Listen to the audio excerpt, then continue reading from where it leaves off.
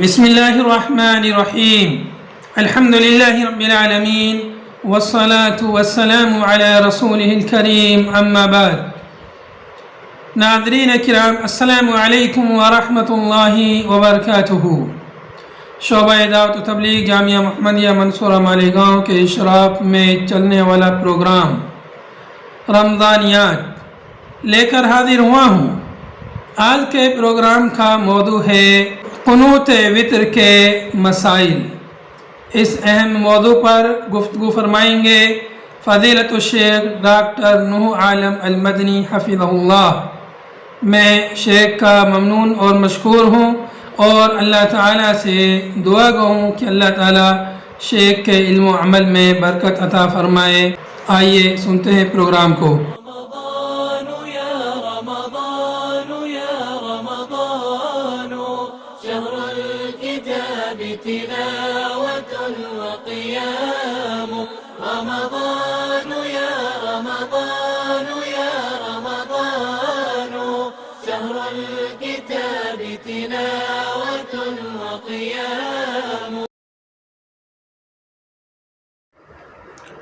السلام علیکم ورحمۃ اللہ وبرکاتہ۔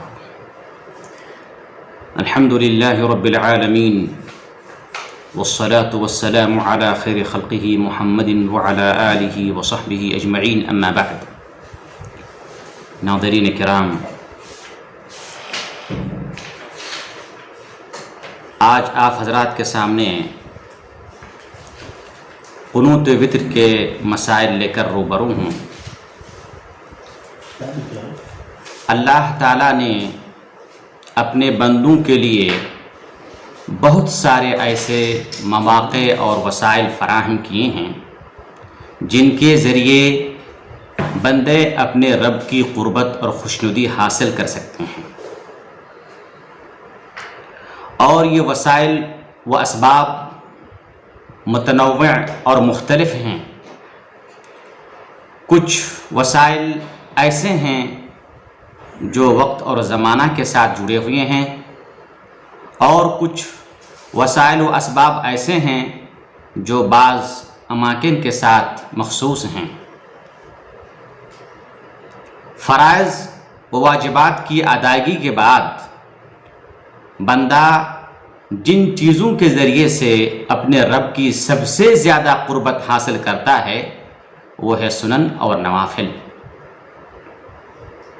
حدیث قدسی میں اللہ رب العالمین فرماتا ہے لا یزال عبدی یتقرب الی بالنوافل حتی احبہ، اور میرا بندہ مسلسل نوافل کے ذریعے میری قربت حاصل کرتا رہتا ہے یہاں تک کہ وہ میرا محبوب بن جاتا ہے۔ شریعت اسلام میں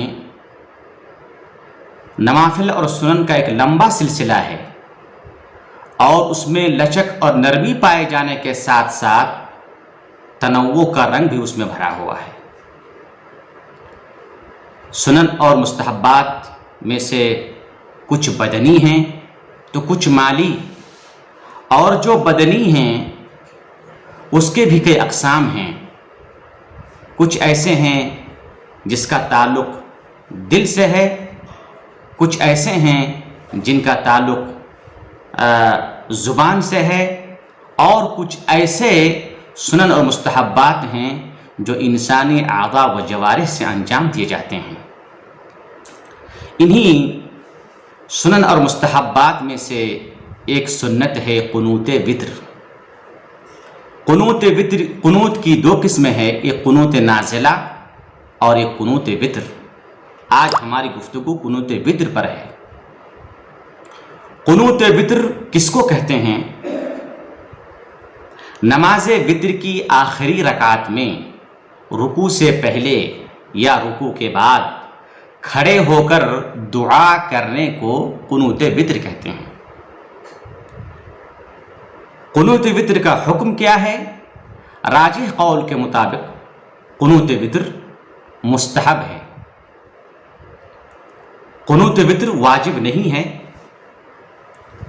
ابن الحمام الحنفی رحمہ اللہ فرماتے ہیں کہ قنوت وتر کے وجوب کے لیے کوئی دلیل ساتھ نہیں دیتی ہے۔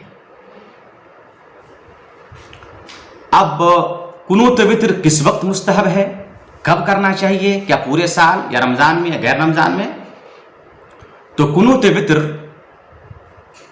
سال کے کسی بھی ایام میں پڑھنا مستحب ہے، لیکن آپ کے خیال میں یہ رہے کہ واجب نہیں ہے، اور نہ ہی اس پر آپ صلی اللہ علیہ وسلم کی مداومت کا ثبوت ملتا ہے، کیونکہ صحابہ کرام کی ایک بڑی جماعت نے آپ صلی اللہ علیہ وسلم کی نماز وتر کا تذکرہ تو فرمایا، مگر کسی نے قنوت وتر کا ذکر نہیں فرمایا۔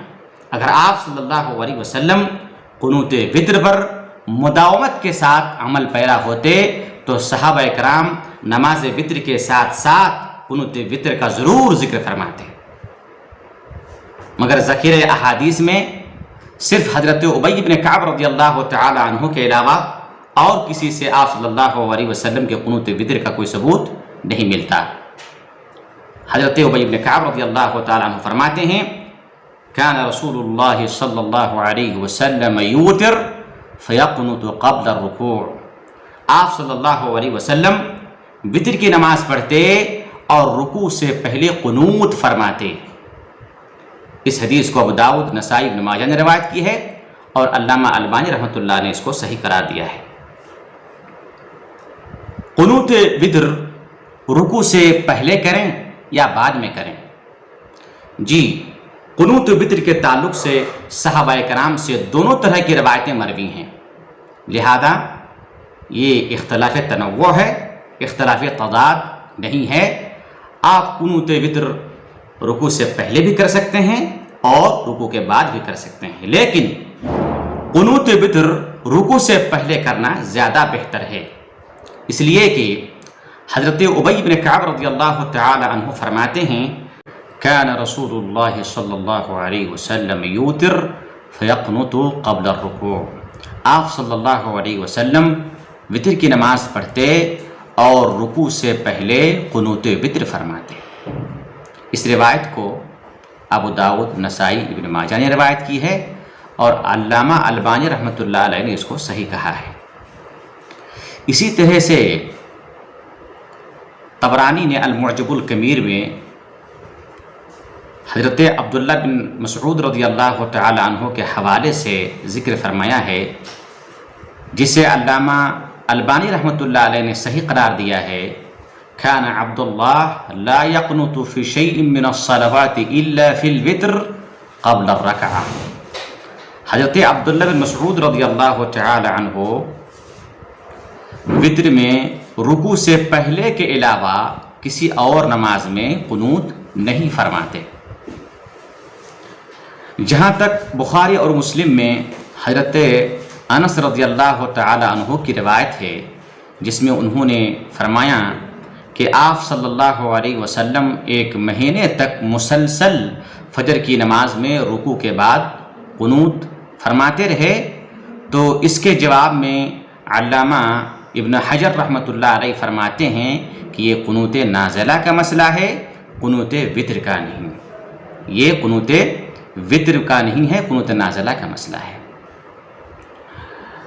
اب سوال یہ ہوتا ہے کہ ہم قنوت وتر میں کون سی دعائیں پڑھیں؟ قنوت وتر میں وارد حضرت حسن رضی اللہ تعالی عنہ سے جو روایت مروی ہے، انہوں نے فرمایا کہ علمنی رسول اللہ صلی اللہ علیہ وسلم کلمات اقولہن فی قنوت الوتر، کہ جناب محمد رسول اللہ صلی اللہ علیہ وسلم نے مجھے چند ایسے کلمات سکھائیں جنہیں میں قنوت وتر میں کہوں۔ اس حدیث کو امام احمد بن حنبل نے ابو داؤد اور ترمذی اور نسائی اور ابن ماجہ نے روایت کی ہے، مگر ابن خزیمہ اور ابن حبان رحمہم اللہ نے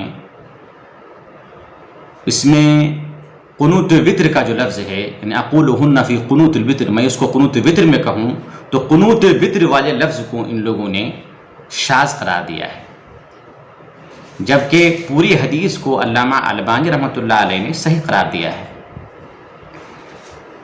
اگر ابن خزیمہ اور ابن حبان کی بات کو ہم مان لیتے ہیں اور یہ کہتے ہیں کہ یہ ایک عام دعا ہے، قنوت وتر میں نہیں ہے، اس لیے کہ قنوت وتر کا لفظ یہ شاذ ہے، تو یہ ایک عام دعا بن گئی، یہ ایک عام دعا بن گئی۔ اگر یہ حدیث ضعیف ہے شاذ کے ساتھ، تو قنوت وتر میں پڑھنے کے لیے آپ صلی اللہ علیہ وسلم کی طرف سے کوئی بھی مرفوع صریح اور صحیح حدیث نہیں ملتی۔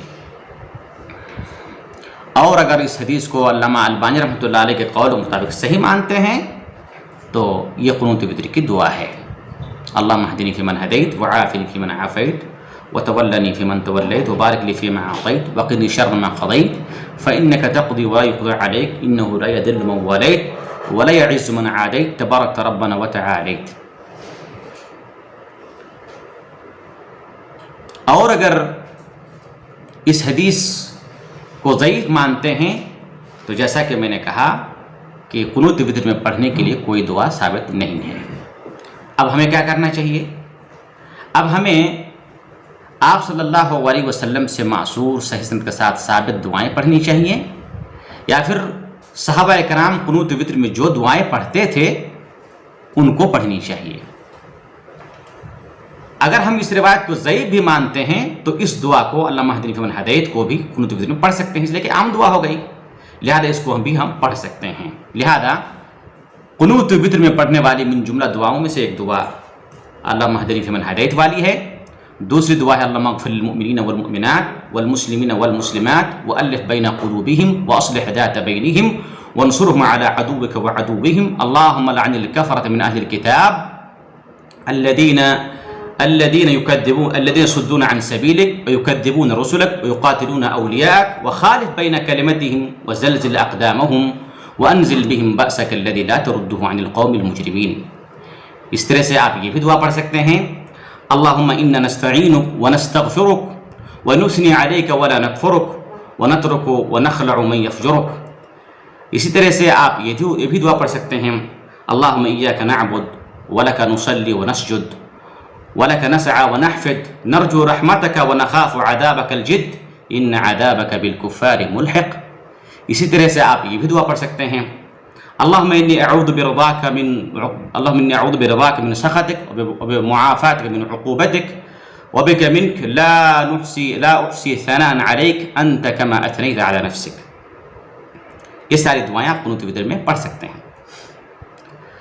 اس کے بعد مسئلہ یہ ہے کہ اگر کوئی جماعت کے ساتھ قنوت وتر پڑھتا ہے تو کیا امام اللہم اہدنی کے بجائے اللہم اہدنا کہہ سکتا ہے یا نہیں کہہ سکتا ہے؟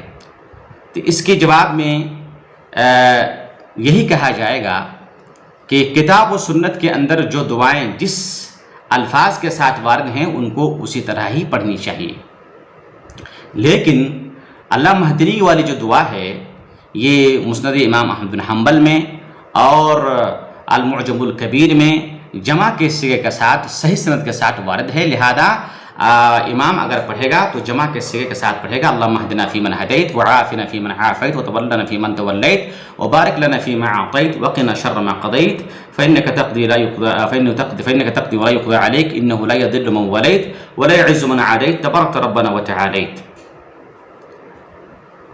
اب قنوت وتر کو لمبا کرنا، قنوت وتر کو اتنا لمبا نہ کیا جائے کہ جس سے مقتدیوں کو تشویش ہو اور ان کے خشوع اور خضوع جاتے رہیں، بلکہ قنوت وتر کو اتنا لمبا کرنا خلاف سنت ہے، خلاف سنت ہے۔ آپ صلی اللہ علیہ وسلم خصوصاً آپ صلی اللہ علیہ وسلم نے فرمایا جب کوئی لوگوں کے ساتھ نماز پڑھائے تو ہلکی نماز پڑھائیں، یہ تو دعا ہے، اور دعا کے اصل اور دعا کا مغز جو ہے وہ خشوع اور خضوع ہے۔ وہ اس لیے بھی کہ قنوت وتر میں صحابہ کرام سے جتنی دعائیں وارد ہیں اگر تمام دعاؤں کو اکٹھا کی جائیں تو سورہ اعلیٰ سے زیادہ نہیں تجاوز کریں گے یا ان سے زیادہ نہیں ہوں گے۔ قنوت وتر میں دعائے قنوت کو قرآن کے اسلوب میں خوش لحانی کے ساتھ پڑھنا نہ تو اللہ کے رسول سے ثابت ہے اور نہ ہی صحابہ کرام سے ثابت ہے، لہذا دعا کو قرآن کے اسلوب سے ہٹ کر کے خشوع اور خضوع، عاجزی و انکساری کے ساتھ بلا ترتیل اور بغیر تگنی کے اس کو پڑھی جائے۔ قنوت وتر میں اس بات کا بہت زیادہ خیال رہے کہ قنوت وتر میں مسجع اور مقفع عبارتوں کی پرتکلف رعایت نہ کی جائے، بلکہ یہ کاہنوں کی عادت ہے۔ حضرت ابن عباس رضی اللہ تعالی عنہ نے اکرمہ کو وصیت کی اور کہا کہ دیکھو مسجع اور مقفع دعاؤں سے پرہیز کرو، کیونکہ میں نے نہ رسول اللہ صلی اللہ علیہ وسلم کو اور نہ صحابہ اکرام کو ایسا کرتے پایا ہے۔ قنوت وتر میں مذکورہ دعائیں پڑھنے کے ساتھ ساتھ درود پڑھنا بھی حضرت ابی بن کعب رضی اللہ تعالی عنہ اور ابو حلیمہ معاذ الانصاری سے ثابت ہے، لہذا درود بھی پڑھ سکتے ہیں۔ قنوت وتر کے بعد قنوت وتر میں ہاتھ اٹھانا قنوت نازلہ پر قیاس کرتے ہوئے قنوت وتر میں ہاتھ اٹھانا بھی درست ہے، اس لیے کہ قنوت وتر اور قنوت نازلہ بحیثیت قنوت کے برابر ہے، اگرچہ دونوں کے مقاصد اور اغراض الگ الگ ہیں، لیکن دونوں بحیثیت قنوت ہونے کے برابر ہیں۔ لہذا قنوت نازلہ میں جس طرح سے ہاتھ اٹھانا ثابت ہے آپ صلی اللہ علیہ وسلم سے، جیسا کہ حضرت انس رضی اللہ عنہ فرماتے ہیں کہ آپ صلی اللہ علیہ وسلم فجر کی نماز میں ہاتھ اٹھا کر کے قرہ کے قاتلوں کے خلاف بد دعا کرتے تھے۔ اسی طرح سے ابو رافع کہتے ہیں کہ میں نے صلیت خلف عمر رضی اللہ تعالی عنہ فکان یقنت بعد الرکوع ویرفع یدیہ وجہر بالدعاء۔ عمر فاروق رضی اللہ تعالی عنہ کے پیچھے مجھے نماز پڑھی، عمر فاروق رضی اللہ عنہ رکوع کے بعد قنوت فرماتے اور ہاتھ اٹھاتے اور بآواز بلند دعا فرماتے۔ یہ قنوت نازلہ کی بات ہے۔ اسی طرح سے حضرت ابو ہریرہ رضی اللہ تعالی عنہ سے مروی ہے کہ کان ابو ہریرہ رضی اللہ تعالی عنہ یرفع یدیہ فی قنوتہ فی شہر رمضان۔ ابو ہریرہ رضی اللہ تعالی عنہ ماہ رمضان میں جب قنوت فرماتے تو ہاتھ اٹھایا کرتے تھے۔ اس سے ہم کو پتہ چلا کہ قنوت وتر میں ہاتھ اٹھا سکتے ہیں۔ دوسری بات یہ ہے کہ یہ چونکہ دعا ہے اور دعا میں ہاتھ اٹھانا ایک مستحب عمل ہے۔ قنوت وتر میں ہاتھ اٹھانے کے بعد ہاتھ کو چہرے پر ملنا کیسا ہے؟